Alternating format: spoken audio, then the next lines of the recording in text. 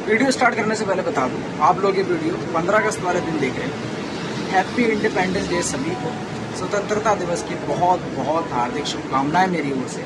अपना देश यूं ही आबाद रहे, अमन चैनती के साथ रहे। हम सभी में प्यार मोहब्बत शांति हमेशा हमेशा बनी रहे। जय हिंद। हमारी एंट्री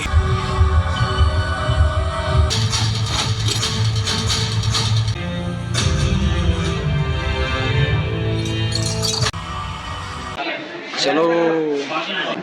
चाहे जितनी हो रात काली, हम मना दे हमेशा Diwali.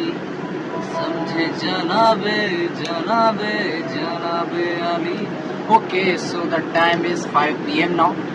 Just complete our movie. बस मूवी देख करके घर आ ही रहे। अब बात करेंगे प्रॉपर रिव्यूज के बारे में।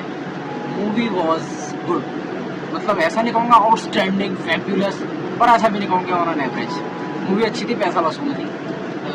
1 से 2 बार वॉचेबल है, आप देख सकते हो इसलिए, कोई दिक्कत नहीं आएगी। स्टार्टिंग कर लेते हैं, कुछ अच्छे पार्ट की बात करेंगे, फिर बात करेंगे कुछ बुरे पार्ट की।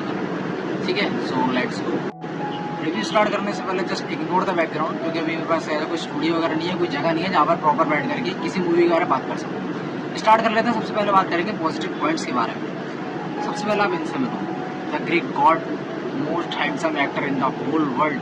भाई इसको ऐसे नहीं बोला जाता, मतलब बंदे की पर्सनैलिटी, फिजिक्स, मूवी में एक एक चीज़ इस बंदे की दर्शाई है। ये देखो, आंखों से एक्टिंग बोलते हैं ना, जो आंखों से एक्टिंग करते बंदा, मतलब डायलॉग डिलीवरी ले लो। मैं पॉजिटिव पॉइंट की पहले बात कर रहा हूँ। डायलॉग डिलीवरी ले लो, डांस ले लो, एक्शन सीक्वेंस ले लो, मतलब इस बंदे ने तो टॉप नॉच अपना, इस बंदे ने बेस्ट ऑफ बेस्ट दिया है।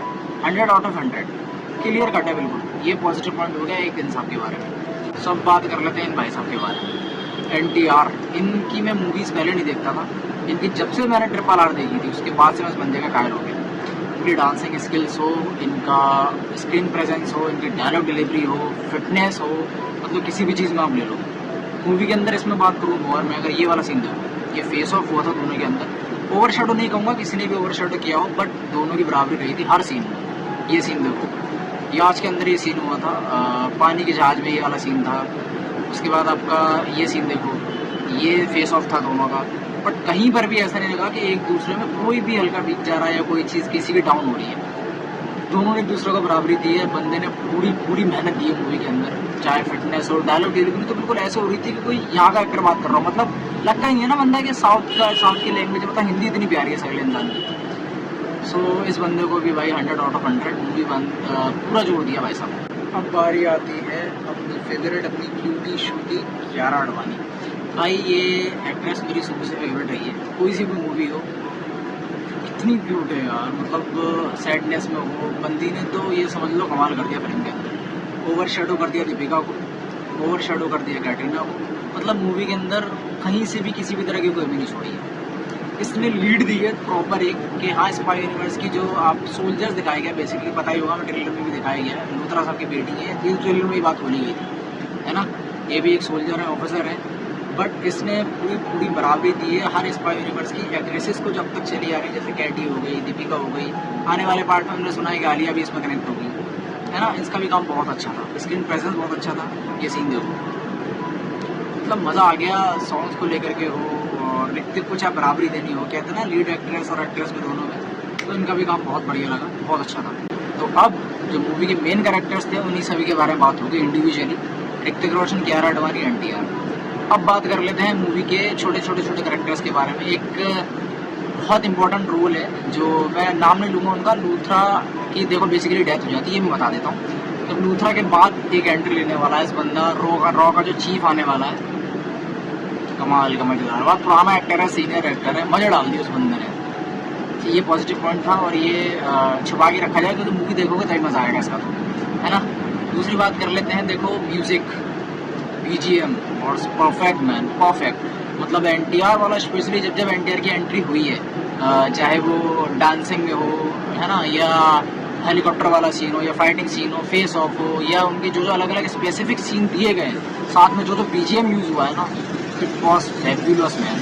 मतलब कुछ सीन ऐसा लग रहा था कि हम हॉलीवुड वाली की चीज़ देख रहे हैं इसके अंदर। ओके, सो अब मूवी का जो बजट रहा है, देखो बजट दिख तो रहा है मूवी के अंदर क्या खर्चा किया गया। मतलब बहुत सारे सीन बाहर के हैं, स्कॉटलैंड हो गया, स्विट्जरलैंड हो गया, पेरिस हो गया, स्पेन हो गया, दुबई हो गया, मतलब बहुत सारे सीन ऐसे जो बाहर शूट किए हैं और देखने में लग भी रहा है कि मूवी पे खर्चा भी हुआ है और हॉलीवुड लेवल के सीन लगे हैं, बिल्कुल लगे हैं। एक तो अपने पास एक्टर है ऐसा मिस्टर ऋतिक रोशन, दूसरा NTR, तीसरी कियारा आडवाणी और एक सीनियर एक्टर जो मैंने बताया वो तो भाई मज़ा आ गया मतलब। ठीक है, ये हो गई बात पॉजिटिव पॉइंट्स की सारी।